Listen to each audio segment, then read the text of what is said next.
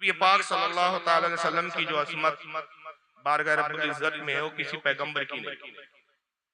कायनात में किसी की असमत किसी से उतनी मोहब्बत परवरदिगार को नहीं है जितनी अपने हबीब मोहम्मद सल्लल्लाहु अलैहि वसल्लम।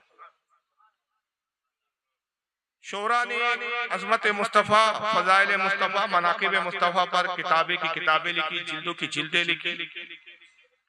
कलम खुश्क हो गए, कलम की स्याही रोशनाई खत्म हो गई, किरतास कम पड़ गए, लेकिन मुस्तफ़ा सल्लल्लाहु अलैहि वसल्लम की तारीफ का एक बाब भी मुकम्मल नहीं हुआ। शाह अब्दुल हक मोदी से दहलवी रहमतुल्लाह ताला अलैह मदारिजुन नबुव्वत में फरमाते हैं, इसकी जिल्द नंबर 1 है कि अगर तमाम रुए जमीन को कागज बना दिया जाए, हालांकि ये तारीफ अल्लाह ने कुरान में अपने लिए भी बयान फरमाई है, लेकिन शाह अब्दुल हक फरमाते हैं कि बहुत से औसाफ वो हैं या बहुत सी सिफतें वो हैं जो हुजूर को अल्लाह ने अता फरमाई अपने हबीब को। जैसे रऊफ अल्लाह की सिफत है मगर अपने हबीब को भी रऊफ फरमाया, रहीम अल्लाह की सिफत है मगर अल्लाह ने अपने महबूब को भी रहीम फरमाया, करीम अल्लाह की सिफत है लेकिन अल्लाह ने करीम अपने महबूब को भी फरमाया। अब बल्कि आका ने हजरत यूसुफ को भी करीम फरमाया, हजरत इब्राहिम को भी करीम फरमाया, हजरत इस्माइल को भी करीम फरमाया। तो अंबिया की जो सिफात होती है वो अताई होती है, अल्लाह की जाती होती है। तो यहाँ अल्लाह की जो सिफात है जिसमें कुरान में जिक्र है, यही तारीफ शाह अब्दुल हक ने रसूलुल्लाह की लिखी, तो ये अताई सिफात की तरफ है इशारा। शाह अब्दुल हक मोदी से दहलवी रहमतुल्लाह अलैह कहते हैं कि अगर तमाम रुए जमीन को कागज बना दिया जाए, आसमान को भी कागज बना दिया जाए और तमाम समंदर के पानी को रोशनाई इंक बना दिया जाए, स्याही बना दिया जाए, तमाम दरख्तों को कलम बना दिया जाए और जमीन व आसमान की सारी मखलूक जिसमें फरिश्ते भी शामिल हो नबी करीम सल्लल्लाहु अलैहि वसल्लम की तारीफ और आपके औसाफ बयान करने बैठे, कलम घिस के खत्म हो जाएंगे, ये जमीन व आसमान के औराक भर जाएंगे, रोशनाई समंदर की खत्म हो जाएंगी, लेकिन मुस्तफ़ा सल्लल्लाहु अलैहि वसल्लम की अजमत और शान का एक बाब भी मुकम्मल नहीं। इसलिए कि रब खुद फरमा रहा है वरफान लका जिक्र है, महबूब हमने तुम्हारे लिए तुम्हारे जिक्र को बुलंद फरमा दिया। तो जिसको बुलंद रब ने किया हो उसको कौन घटा सकता है। इसी को आला हज़रत ने कहा कि फर्श वाले तेरी शौकत का उलू क्या जाने, उस रवा अर्श पे उड़ता है फरेरा तेरा। और शेख सादी कहते बादस खुदा बुजुर्ग तो ही किस्सा मुख्तसर। तो इतनी अजमत है नबी पाक की कि उस अजमत का बयान हम जैसे नाक़िसुल अक्ल और नाक़िसुल इल्म से क्या हो सकता है कि जब फरिश्ते भी इसमें आजीज है। आका खुद फरमाती कि मेरी हकीकत को मेरे रब के सिवा कोई नहीं जानता। हज़रत सैयदना अबू बकर सिद्दीक ने अर्ज किया या रसूलल्लाह मैं भी नहीं, फरमाया अबू बकर तुम भी नहीं, मेरी हकीकत को सिवाय मेरे रब के कोई नहीं जानता। तो रब के सिवा कोई हुजूर की हकीकत को जान ही नहीं सकता, तो फिर तारीफ करे तो क्या करे, बयान करे तो क्या करे, मालूम हो तो बयान करे, वो तो मालूम ही नहीं है। जो सिवाय रब के जो हकीकत को जानता है अपने हबीब के कोई नहीं जानता। यही वजह है कि अल्लाह ताला अपने महबूब से इतनी मोहब्बत करता है कि ईमान का ताल्लुक मोहब्बत रसूल अज़मत रसूल से जोड़ दिया गया। कुरान अज़ीम में रब तबारक व तआला ने जगह ब जगह हुक्म दिया कि मेरे महबूब से मोहब्बत करो, मेरे महबूब की मोहब्बत लाजिम है तुम पर, मेरे महबूब की अजमत को जानो और समझो, और मेरे महबूब की बारगाह में अगर अदना सी भी गुस्ताखी करोगे तो ईमान से मैं रिश्ता काट दूंगा। मैंने जब ये रिवायत पढ़ी थी तो हैरान हो गया था कि रसूलुल्लाह की क्या शान और शौकत है बारगाह रब्बुल इज्जत में। इमाम जलालुद्दीन स्यूती रहमतुल्लाह ताला अलैह अल खसाइसुल कुबरा में फरमाते हैं, हदीस कुदसी है कि रब फरमाता है कि मेरे हबीब मैं तुझसे इतनी मोहब्बत करता हूँ, अगर मेरी शान में कोई गुस्ताखी कर, अल्लाह की भी गुस्ताखी करके सबसे बड़े गुस्ताख तो मुशरिकीन है कि एक खुदा को छोड़कर दूसरे बातिलाने माबूद की इबादत करते, पत्थरों को पूजते, दरख्तों को पूजते, कीड़े मकोड़ों को पूजते हैं। तो गोया एक तरह से रब की तौहीन है ये कि इबादत के लायक अल्लाह है, जिसने पैदा किया, जो खालिक व मालिक है, जो रज़्ज़ाक है, जो रिज़्क़ देता है, उसे छोड़कर अपने हाथों के माबूदों को पूजना ये रब की एक तरह से तौहीन है। अल्लाह फरमाता है कि हबीब अगर कोई मेरी तौहीन करता है, मेरी शान में गुस्ताखी कर देता है, मगर कोई अच्छा अमल कर जाता है और मैं उसके उस अमल से राजी हो जाता हूं तो उसको तौफीक तौबा दे देता हूं। तौबा की तौफीक होती है, वो बंदा तौबा करता है और मैं उसको हिदायत देता हूँ, ईमान में भी दाखिल हो जाता है। लेकिन ऐ मेरे हबीब, मैं तुझसे इतनी मोहब्बत करता हूँ, इतनी मोहब्बत करता हूँ कि जो तेरी शान में गुस्ताखी कर बैठता है, मैं उसके लिए कयामत तक के लिए तौबा के दरवाजों को बंद कर देता हूं।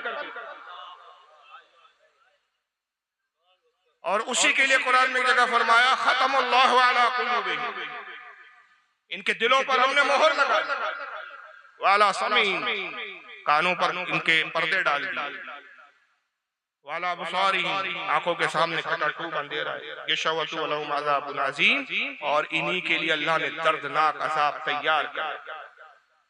जब दिल पे मोहर लग जाए तो फिर कैसे तौफीक तौबा हो। किसी ने आला हज़रत ख्वाजा बरेलवी से सवाल किया कि हुजूर, अक्सर लोग बदअकीदा होते हैं लेकिन देखा गया कि तौबा भी कर लेते हैं, तो खतमल्लाहु अला कुलूबिहिम जो कुरान में फरमाया, इसके क्या मायने? आला हज़रत ने कितना नफीस जवाब दिया, फरमाया कि आयत अपनी जगह बरहक है। बहुत से लोग बदअकीदा इस मायने में होते हैं, हम उन्हें बदअकीदा समझ लेते हैं कि वो गैरों की काम को उनके इल्म से मुतासिर होकर उन जमातों में चले जाते हैं, लेकिन मोहब्बत रसूल दिल में कहीं ना कहीं होती है,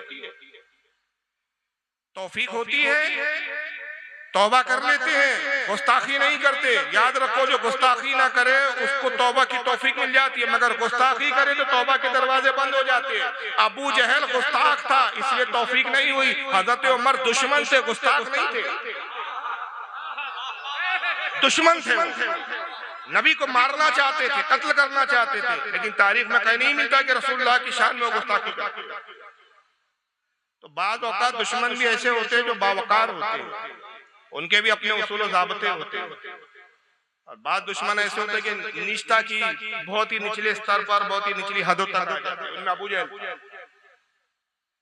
उनमें अबू जहल के कुछ टोली के हवा खा थे, ये आए दिन रसूलुल्लाह की शान में गुस्ताखी करते और कोई मौका ऐसा नहीं जाने देते कि नबी पाक की गुस्ताखी ना करें, जहां मौका मिले ये छोड़ते नहीं। और अल्लाह को अपने महबूब की बुलंदी और अजमत मंजूर थी, तो जब जब इन्होंने नबी की गुस्ताखी की, जवाब रब ने दिया। आका रहमत लिल आलमीन थी, रहमत का तकाजा था, आप सब्र कर लेते थे, मगर परवरदिगार से अपने महबूब को इतनी मोहब्बत थी, हबीब तुमने सब्र कर लिया, तुमने इनको माफ कर दिया, तुमने दरगुजर किया, लेकिन महबूब मैं तुझसे मोहब्बत करता हूँ, मोहब्बत का तकाजा ये कि तू जवाब न दे, जवाब हम दें। कुरान अजीम इसकी बहुत मिसालें हैं, मैं 2-3 मिसालें आपको देता हूँ। कि एक मौका यह आया कि मुशरिकीन और ईसाई और यहूदी मिलकर आया और कहा कि मोहम्मद असहाब कहफ के बारे में बताइए। असहाब कहफ कौन? उस वक्त आका सल्लल्लाहु अलैहि वसल्लम को असहाब कहफ के बारे में नहीं मालूम। ऐसे वाकयात को सुनाकर बदअकीदा लोग कहते, देखो फला जगह फला सवाल हुआ, हुजूर ने कहा ला अदरी, मैं नहीं जानता। अगर हुजूर को इल्म गैब होता तो फिर क्यों नहीं बताया? सबसे पहले तो उनकी गलत फहमी यह है कि वो यही नहीं जानते कि इल्म गैब के ताल्लुक से अहले सुन्नत का अकीदा क्या है। हमारा अकीदा यह है कि ऐलान नबुव्वत से लेकर विसाल नबी तक ये पूरा टाइम ऑफ पीरियड है इल्म गैब के अता किए जाने का। एक ही वक्त में, एक ही दिन में पूरा इल्म गैब हुजूर को नहीं दिया गया, ये हमने दावा ही नहीं किया। तो जिस बात का हमारा दावा नहीं, उसके बरखिलाफ हमसे मुतालबा क्यों? मुतालबा दावे के मुताबिक किया जाता है, दावे के बरखिलाफ मुतालबा करना यह खुद जहालत है।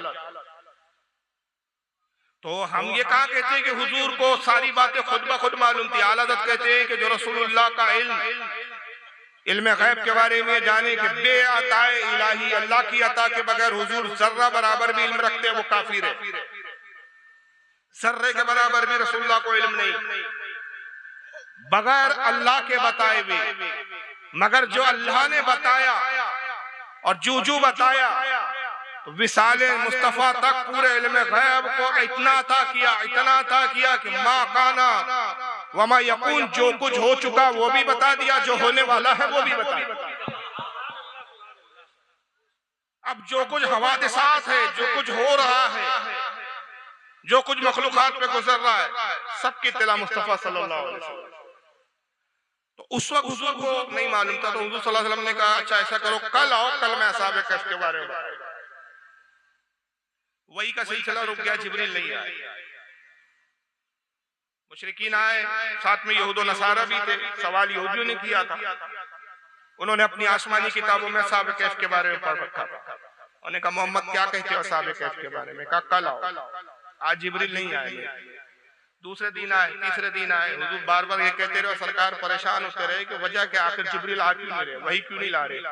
हुजूर पर इतने कर्ब दर्द की कैफियत थी कि जिसका हाल और जिसका बयान हमारी ज़बानें नहीं कर सकती।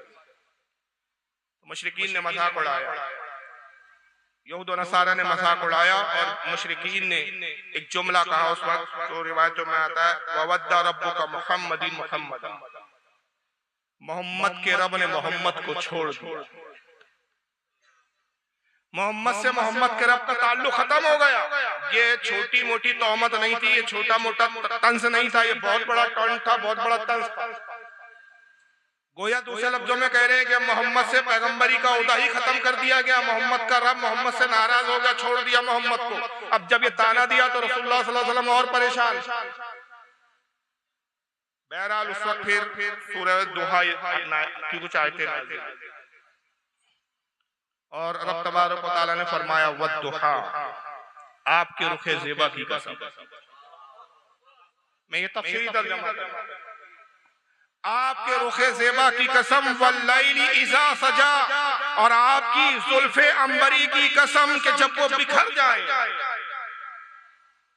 मा वद्दाका रब्बुका वमा कला, ऐ महबूब आपके रब ने आपको हरगिज़ नहीं, वलल आखिरतु खैरुल लका मिनल ऊला, आपकी हर आने वाली सांस पिछली सांस से बेहतर है। अभी जिस दर्जे पर है आप उसी दर्जे पर आप मुस्तकिल नहीं है। जैसी साथ बढ़ी आपका दर्जा बढ़ा, दूसरी साथ ही दर्जा बढ़ा, हर साथ में हर घड़ी में आपका दर्जा बढ़ता जा रहा है। अब इस वक्त हम जो महबूब की तारीफ कर रहे हैं, हमारी ज़बान कासिर है, हम तारीफ तो कर ही नहीं सकते, मगर जिस वक्त हम तारीफ कर रहे हैं, जो भी तारीफी अल्फाज कह रहे हैं, आका तो उससे बहुत मुबर्रा और मुनज़्ज़ा हो चुके, आगे बढ़ चुके। लेकिन जैसी हमने एक तारीफ मुस्तफ़ा की, ये घड़ी गुजरी, परवरदिगार ने अपने महबूब की अज़मत को और फजीलतों को उसी लम्हे और बढ़ा, हर लम्हे अज़मतें बढ़ रही। रब फरमाता है कि हबीब हमने आपकी हर आने वाली साथ पिछली साथ से बेहतर है। वला सौफा युतीका रब्बुका फतरदा, और करीब आपका रब ऐसे मकाम पर आपको खड़ा करेगा कि आप राजी हो जाएंगे, इतना अता करेगा, इतना देगा, इतना देगा कि आप राजी हो जाएंगे। सारी दुनिया अल्लाह से मांग रही है कि अल्लाह तू हमसे राजी हो जा, लेकिन महबूब से मोहब्बत कितनी है, महबूब जब तक तुम राजी ना होंगे हम देते रहेंगे।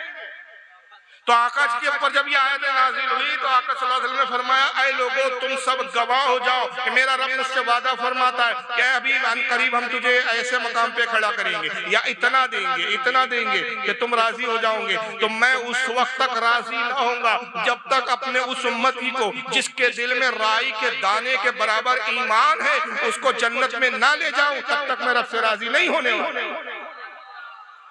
और फरमाया तुम क्या समझते हो, छोटे गुनाहगारों की मैं शफाअत करूंगा, छोटे गुनाहगारों को मैं बख्शवाऊंगा? नहीं, बल्कि मेरा आलम क्या होगा, छोटे गुनाहगार को तो मेरी उम्मत के सहाबा देख लेंगे, छोटे गुनाहगारों को मेरी उम्मत के औलिया देख लेंगे, छोटे गुनाहगारों को तो मेरी उम्मत के उलमा देख लेंगे। मेरी शफाअत का हाल क्या होगा, शफाअत उम्मती लिल कबाइर, मेरी शफाअत मेरी उम्मत के बड़े बड़े गुनाहगारों के लिए होंगी, बड़े गुनाहगारों को मैं बख्शवाऊंगा। तो यहाँ मुशरिकीन की तरदीद की कि मोहम्मद के रब ने मोहम्मद को हरगिज़ नहीं छोड़ा। लेकिन अफसोस होता है मुझे उन लोगों पर कि जो बोली मुशरिकीन की थी, जो बोली यहूद की थी, जो बोली नसारा की थी, वही बोली आज मुसलमान कहलाने वाला बोल। मैं एक शख्स को आपके सामने दिखा रहा हूँ, ये आप लोग मुतारिफ नहीं है इनके, क्योंकि ये अरब की दुनिया के रहने वाले साहब और नाम भी ऐसा है फिरका अहले हदीस, नाम निहाद गैर मुक़ल्लिदीन फिरके से ताल्लुक रखते हैं। नाम सुनकर भी आप चौंक जाएंगे। नाम है इनका डॉक्टर बिलाल फिलिप्स। बिलाल तो समझ में आता है, ये फिलिप्स पता नहीं कौन सी कंपनी का प्रोडक्ट है। ये फिलिप्स कंपनी हमारे यहाँ होती है भाई, बल्ब बनाती है, पंखे बनाती है, बहुत सारी चीजें बनाती है फिलिप्स कंपनी। ये पता नहीं ये कौन सी फिलिप्स का प्रोडक्ट है। दिन रात हम पर ये तानाज़नी करते हैं, मुशरिक मुशरिक मुशरिक, कबर पुजवा, मुशरिकीन चादर चढ़ाते हैं, मुशरिकीन अपने बुतों पे चादर डालते हैं, तुम अपने बुजुर्गों की कब्रों पे डालते हैं, मुशरिकीन जो है साहब अपने माबूदों के गुसल देते हैं, पानी चढ़ाते हैं, तुम कब्रों को गुसल देते हैं, तुम में और उनमें कोई मुशाबिहत नहीं, मगर भूल जाते हैं ये फिलिस्तीन लोगों का नाम है, ये मुसलमानों का तो नाम नहीं है। अब फिलिप साहब जरा देखिए, वही बोली बोल रहे जो मुशरिकीन ने कहा था। ये किस बात पे शिर्क बोल रहे, जरा सुनिए। Calling. We say, Ya Allah. If you say, Ya Rasulullah, you're involved in worshipping the Prophet Muhammad Sallallahu Alaihi Wasallam. That's why in the masjids where you see people like to put up these plates, ornate plates, it says, Ya Allah, Ya Rasulullah. This is wrong. अब ये अंग्रेजी का फतवा था, अंग्रेजी का फतवा था, अंग्रेजों से लेकर आए, बोली वही है, बस अल्फाजों का तायुन अलग है, अल्फाज अलग है, लहजा वही है, फहम वही है, बात वही है। उन्होंने कहा था मोहम्मद का रब से मोहम्मद का कोई ताल्लुक नहीं, मोहम्मद के रब ने मोहम्मद को छोड़ दिया। अब ये देखिए अल्लाह रसूल में कैसे जुदाई डालने की बात कर रहे, कहते कौली, हम तो यूं पुकारते हैं, जब भी हम कहते हैं पुकारते या अल्लाह, हम या अल्लाह कहकर पुकारते हैं अल्लाह ताला को। इफ यू से या रसूल अल्लाह, और अगर आपने या रसूल अल्लाह कहकर पुकारा, आपने कहा या रसूल अल्लाह, तो क्या हुआ? You are involve in the worshipping the prophet Mohammad सल्लल्लाहु अलैहि वसल्लम। तो आपने मोहम्मद को अल्लाह की इबादत में शरीक कर दिया और इस बुनियाद पर आप मुशरिक हो गए। यानी अल्लाह को अलग रखो, रसूल को अलग रखो, दोनों को मिला नहीं सकते आप। या अल्लाह कह सकते, या मोहम्मद नहीं कह सकते, या रसूल अल्लाह नहीं कह सकते। अगर आपने या रसूल अल्लाह कह दिया तो आपने अल्लाह के साथ मिला दिया, और अल्लाह के साथ मिला दिया तो क्या हो गया? शिर्क हो गया। फिर शिर्क यहीं तक नहीं रुका इनका, आगे बढ़ा इनका शिर्क। कहते हैं दैट वाई इन मस्जिद where you see the people like to put up the plates, name plate, it say या अल्लाह, इट से या रसूलुल्लाह, इट इज रॉन्ग। कहते हैं आपने मस्जिदों में देखा होगा नेम प्लेट लगाई जाती है, टुकड़े लगाए जाते हैं, तस्वीर लगाई जाती है, तस्वीर के एक हिस्से में लिखा होता है या अल्लाह, दूसरे पे लिखा होता है या रसूलुल्लाह। तो ये जो आपने तस्वीर लगाई, ये भी लगाना भी गलत है, ये भी शिर्क है। दो तख्तियां अगर आपने या अल्लाह या रसूलुल्लाह की लगा दी तो गलत है। क्यों? आपने या अल्लाह के साथ या रसूलुल्लाह किया तो गोया रसूल को अल्लाह के साथ मिला दिया। इनका कहने का मतलब ये निकला, नतीजा ये निकला कि नहीं, अल्लाह रसूल में अलग अलग जुदाई होनी चाहिए। इस बुनियाद पर इन्होंने हमें मुशरिक करार दिया। यानी शिर्क कितना आसान हो गया इनके यहाँ। बिल्कुल शिर्क तो ये चटनी जैसे इस्तेमाल करता है आदमी खाने में, ये वैसा शिर्क लफ्ज़ इस्तेमाल करता है। जब जी चाहा थोड़ा बोलते बोलते शिर्क लफ्ज़ का चटनी ले लिया, चाट लिया। अब किसी को मुशरिक बनाना इतना आसान हो गया है भाई, किसी को जहन्नम पहुंचाना है तो ज्यादा कोई दुश्मनी नहीं करना है, उसको तोहफे में ऐसा टुकड़ा दे दो जिसपे या अल्लाह लिखा हो या रसूलुल्लाह लिखा हो गया वो मुशरिक। वो तस्वीर लगाकर ही मुशरिक। हालांकि या रसूलुल्लाह कहना शिर्क नहीं है, या रसूलुल्लाह तो ऐन तौहीद है। पूछे कैसे? या रसूल अल्लाह के मायने क्या हुए? या रसूल अल्लाह, ऐ अल्लाह के रसूल, तो पहले अल्लाह को माना और फिर बाद में रसूल को माना। किसका रसूल कहा आपने? अल्लाह का रसूल। अल्लाह का रसूल के मायने भेजा हुआ, जिसको अल्लाह ने भेजा। तो भेजने वाली जात अल्लाह की है, जिसे भेजा जा रहा है रसूल है। जो भेजा जाता है वो मखलूक और बंदा होता है, खुदा आने जाने से पाक।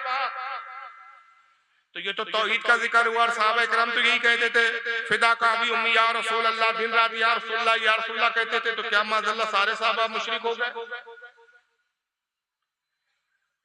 और इस बात को कहते हुए एक लम्हा भी इन्होंने नहीं सोचा कि मैं इतनी बड़ी बेवकूफाना बात बोल रहा हूँ कि अल्लाह रसूल को जुदा जुदा रखो, मिला नहीं सकते आप नाम को, वरना शिर्क हो जाएगा, वरना अल्लाह की इबादत में शरीक करना हो जाएगा नबी पाक सल्लल्लाहु अलैहि वसल्लम को। ये सोचा नहीं इन्होंने, बिना सोचे समझे ये फतवा दे दिया। मैं आपसे अब एक सवाल करता हूँ, वो सवाल का जवाब ही इसका जवाब दूंगा। एक गैर मुस्लिम आपके पास आता है और कहता है मैं मुसलमान होना चाहता हूँ, सबसे पहला काम आप क्या करिए? बोलिए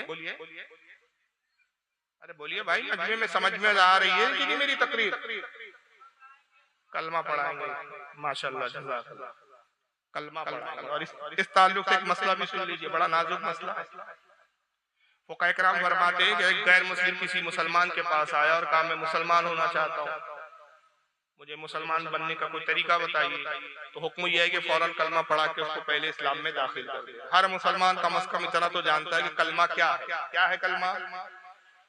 ला इलाहा इल्लल्लाह मुहम्मदुर रसूलुल्लाह, ये पढ़ा दे। अगर नऊज़ बिल्लाह अस्तगफिरुल्लाह किसी ने ताखीर की और कहा ऐसा करो मियां गुस्ल कर आओ, कपड़े पहन कर आओ, मैं आपको मौलाना के पास लेके चलता हूँ, मौलाना कलमा पढ़ाएंगे। फुक़हा कहते हैं जिसने ये कहा, जिसने उसको गुस्ल के लिए भेजा या तवक्कुफ किया, ताखीर किया, वो खुद काफिर हो गया, वो मुसलमान काफिर हो गया। क्यों? दो वजह है। एक ये कि उसने उसको बाद में आने के लिए कहा या उसको टाल दिया या उससे कहा भाई गुस्ल करके आओ, मौलाना के पास ले जाता हूँ, खुदा ना खास्ता दरमियान में उसका इंतकाल हो गया तो उसका कुफ्र का जिम्मेदार वो शख्स। दूसरी वजह ये बयान की कि जितनी देर वो गुस्ल करेगा, जितनी देर कपड़े तब्दील करेगा, जितनी देर में आएगा जाएगा, तो ये जो लम्हात उसके कुफ्र में गुजर रहे हैं, गोया इस लम्हात उसके कुफ्र से वो राजी रहा। और कुफ्र से रजा भी जो है वो कुफ्र होती है। बल्कि हुक्म शरअ ये है कि फौरन मुसलमान जिस हालत में हो, अगरचे खुद नापाकी की हालत में भी हो, उस वक्त तो उसको कलमा पढ़ा कहे कि भाई पढ़ लो ला इलाहा इल्लल्लाह मुहम्मद रसूलुल्लाह। फिर उसके बाद चाहे तो फिर कहे कि भाई आप गुस्ल कर लो, आप अब चाहे तो कपड़े बदल लो, अब मेरे साथ मौलाना के पास चलो, मैं अपने आलिम साहब से मिलाता हूँ। तो ये सारे मरहले बात के। अब कलमा पढ़ा के आप मुसलमान करेंगे तो पता ये चला कि कलमा वो चीज है जो कुफ्र से इंसान को इस्लाम की तरफ, ईमान की तरफ ले आती है। कलमा क्या है मैं आपके सामने दिखा देता हूँ, स्क्रीन पे जरा गौर करें आप स्क्रीन पे। कलमा देखे कैसा लिखा होता है, कैसा पढ़ा जाता है, दिख रहा है आपको? ला इलाहा इल्लल्लाह, ये कलमे का पहला हिस्सा। नहीं कोई माबूद सिवाय अल्लाह की, इकरारे उलूहियत है, इकरारे खुदावंद कुद्दूस है, अल्लाह की वहदानियत का इकरार है। अब दूसरा कलमे का जुज़ मुहम्मदुर रसूलुल्लाह, मोहम्मद अल्लाह के रसूल है। पहला हिस्सा तौहीद, दूसरा हिस्सा रिसालत का इकरार। अल्लाह पर एक कलमा खत्म हुआ, मोहम्मद से शुरू हुआ। अल्लाह मोहम्मद को जरा देखिए स्क्रीन पे कैसे नजर आ रहा है, बोलिए कैसे नजर आ रहा है? आसपास, दोनों आसपास बिल्कुल लगे हुए, बीच में कोई कॉमा नहीं, कोई सुकून नहीं, कोई फुल स्टॉप नहीं, कोई गैप नहीं।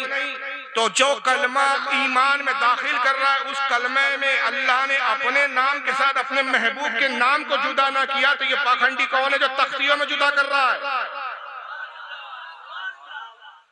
और उसको कुफ्र शिर्क बता रहा है? अब ये तो खैर हमारा अपना, हमारी बात थी। हो सकता है कोई कहे कल के भाई फारूक साहब आपने लफ्जों से खेला है, लफ्जों का सहारा लिया है, दलील आपने कुछ दी नहीं है। हालांकि दलील तो उन्होंने भी नहीं दी। लेकिन आइए मैं कुरान अज़ीम की आयत पढ़ूं, पारा नंबर 6 सूरह निसा आयत 150, पारा 6 सूरह निसा आयत नंबर 150। रब तबारक व तआला क्या इरशाद फरमाता है, इन्नल्लज़ीना यकफुरूना बिल्लाहि व रसूलिही व युरीदूना अन युफर्रिकू बैनल्लाहि व रसूलिही। अल्लाह फरमाता है काफिर हो गए वो लोग, काफिर है वो लोग जो चाहते हैं कि अल्लाह के रसूल को अल्लाह से जुदा कर दे। अल्लाह फरमा रहा काफिर वो है जो अल्लाह से उसके महबूब को जुदा करना चाहते हैं। अल्लाह ने किसी मकाम पर भी अपने महबूब को जुदा नहीं किया। कलमे में अपने साथ रखा, नमाज में दुरूद में अपने महबूब को साथ में रखा। हद यह है कि अजान में अपने साथ रखा, अपने जिक्र में अपने साथ रखा। जहां खुदा का जिक्र है वहां मुस्तफा का जिक्र है, जहां मुस्तफा का जिक्र है वहां खुदा का जिक्र। किसी मकाम पर महबूब जुदा नहीं। इसलिए हमारे किसी अहले सुन्नत के शायर ने कहा कि बाखुदा वो खुदा नहीं, बाखुदा वो खुदा नहीं, मगर हक ये है कि खुदा से जुदा भी नहीं। खुदा तो नहीं है लेकिन खुदा से भी जुदा नहीं है। इतना कुर्ब है अपने हबीब से अल्लाह को। तो यहाँ पर एक बात देखते चले कि जब रसूलुल्लाह पर यह एतराज हुआ कि मोहम्मद के रब ने मोहम्मद को छोड़ दिया, जवाब रसूलुल्लाह ने नहीं दिया, सफाई रसूल ने नहीं दी, बल्कि अल्लाह ताला ने आयतों को नाजिल किया, सूरत को नाजिल किया कि हबीब हमने आपको कभी छोड़ा ही नहीं, ना आपको मकरू जाना, ना आपको बुरा जाना। फिर अपने हबीब की जुल्फों की कसम को याद किया, अपने नबी के चेहरे सेबा का जिक्र किया और फरमाया कि आपकी हर आने वाली साथ बुलंद, जिसकी साथ बुलंद उसका रब उस पर मेहरबान है, उसको कैसे छोड़ सकता है। इसी तरह एक मर्तबा अबू जहल, उतबा, शैबा सब बैठे हुए। सरकार की आदत करीमा थी, अरब में सालाना एक मेला लगा करता था मक्का में। इतराफ के सारे कबाइल के लोग उस मेले में जमा होते थे, बड़ी भीड़ होती। तो नबी करीम सल्लल्लाहु अलैहि वसल्लम को बड़ा अच्छा मौका मिलता था हुजूर को, एक बड़ी तादाद एक साथ मिल जाती थी। आप इजमाई तौर पर, मजमूई तौर पर सब पे तबलीग फरमाते थे, अल्लाह की तरफ दावत देते थे। तो उस बुनियाद पर आसपास के जो कबाइल आते थे मुख्तलिफ इलाकों से, जो लोग उस मेले में शिरकत करते थे, खाने काबा के आसपास मेला भरता था, बुतों की ज़ियारत के लिए वो आते थे मुशरिकीन। तो जब जाते तो उसमें एक बड़ी तादाद जो है वो ईमान वालों की होती, ईमान लेकर साथ में जाते। आते कुफ्र की हालत में, जब लौटते तो ईमान की हालत। अबू जहल, उतबा, शैबा, वलीद इब्न मुगीरा, ये सब जितने हवाली मवाली मुशरिकीन के सरदार, घुटे हुए पक्के मुशरिक थे, पक्के काफिर थे, ये बड़े परेशान होते थे कि मोहम्मद को रोके तो कैसे रोके सल्लल्लाहु अलैहि वसल्लम। मेला आने वाला था, अबू जहल ने मीटिंग बुलाई। दारुल नदवा उनका एक इदारा था, एक मकान था जहां मशवरे के लिए जमा होते। अबू जहल ने कहा कि मैं मशवरे के लिए बुलाया हूं कि मोहम्मद फिर मेले में आएंगे, आने के बाद मोहम्मद तबलीग करेंगे, अल्लाह की तरफ बुलाएंगे, लोग तकरीर सुनेंगे मोहम्मद की और हमारे माबूदों को छोड़कर मोहम्मद के रब पर ईमान ले आएंगे। कोई ऐसी तदबीर बताओ कि कैसे लोगों को मोहम्मद से रोका जाए। एक शख्स ने कहा कि मेरा ख्याल ये है कि हम ऐलान करें, लोगों के जहन में ये डाले दे, लोगों से मिल मिलकर ये बताएं कि मोहम्मद की ना बात सुनना, ना मोहम्मद से मुलाकात करना, इसलिए कि मोहम्मद जादूगर है। मोहम्मद क्या है? जादूगर है। अबू जहल ने इस बात को ठुकरा दिया, कहा नहीं, ये बात हमारी झूठी नजर आएगी। वजह यह है कि जादूगर बड़े गंदे होते हैं, लेकिन मोहम्मद तो बड़े साफ सुथरे होते हैं, बड़े पाकीज़ा होते हैं। उनके चेहरे का नूर बताता है कि वो जादूगर है ही नहीं। उनकी साफ सुथराई देखकर, उनके हुस्न को देखकर लोग हमें झूठा कहेंगे कि जादूगरों का हुलिया नहीं है, जादूगर इस तरह नहीं रहते। फिर एक मुशरिक ने मशवरा दिया कि हम ये कहने लगेंगे कि मोहम्मद पर जुनून आता है, मोहम्मद दीवाना है, पागल है। और ये मशवरा देने वाला वलीद इब्न मुगीरा कहा कि मोहम्मद को हम पागल कहेंगे, माशअल्लाह, अस्तगफिरुल्लाह, मजनून कहेंगे। पागल को अरबी में मजनून कहा जाता है। और उसने कहा कि जब मोहम्मद जैसे ही कुरान की आयतें तिलावत करेगा, कुरान का पैगाम सुनाएगा, तो हम सब मिलकर एक साथ शोर करेंगे और कहेंगे या अय्युहल्लज़ी नुज़्ज़िला अलैका ज़िक्रा इन्नका लमजनून, ऐ वो शख्स जिस पर कुरान उतारा गया, नहीं मगर तू तो मजनून है। अबू जहल को ये राय पसंद आ गई और बस वही हुआ कि ये सारे हवाली मवाली एक सेटिंग के साथ, एक कहना चाहिए मकर फरेब के साथ जमा हुए। हुजूर सल्लल्लाहु अलैहि वसल्लम जैसी उस मेले में तशरीफ लाए और आप एक चबूतरे पे खड़े होकर वैसे भी खिताब शुरू किए, कुरान की आयत पढ़ना ही चाहते थे कि इन लोगों ने शोर मचाना शुरू किया। लोगों, इस मजनून और पागल की बात ना सुनना। और सबसे ज्यादा चीखने चिल्लाने वाला वलीद इब्न मुगीरा। देखिए, नबी पाक सल्लल्लाहु अलैहि वसल्लम की अजमत पर दाग लगाने की कोशिश की जा रही है। चाहते तो रसूलुल्लाह जवाब दे सकते थे कि मैं मजनून नहीं हूं, तुम चाहो तो मुझसे गुफ्तगू कर लो, मेरा इम्तिहान ले लो, लेकिन आका ने जवाब नहीं दिया। लेकिन ये जरूर हुआ कि हुजूर के कल्ब को बड़ी तकलीफ पहुंची, आपको दुख हुआ। चुनांचे आप खामोशी के साथ वहां से तशरीफ लाते अपने घर की तरफ, और अफसुर्दा हालत में बैठे हुए हजरत खतीजा पूछती है कि या रसूलल्लाह क्या हुआ? कहा कि मुझे मजनून करार दिया, मुझे पागल कहा गया। कुरान अज़ीम की आयतें नाज़िल होती है, सूरह कलम पारा 29, और मुसलसल आयतें आती है फिर जिसमें अल्लाह ताला फरमाता है नून वल कलमी मा यस्तरून, कलम और उसके लिखे की कसम, वमा अंता बिनिअमति रब्बिका बिमजनून।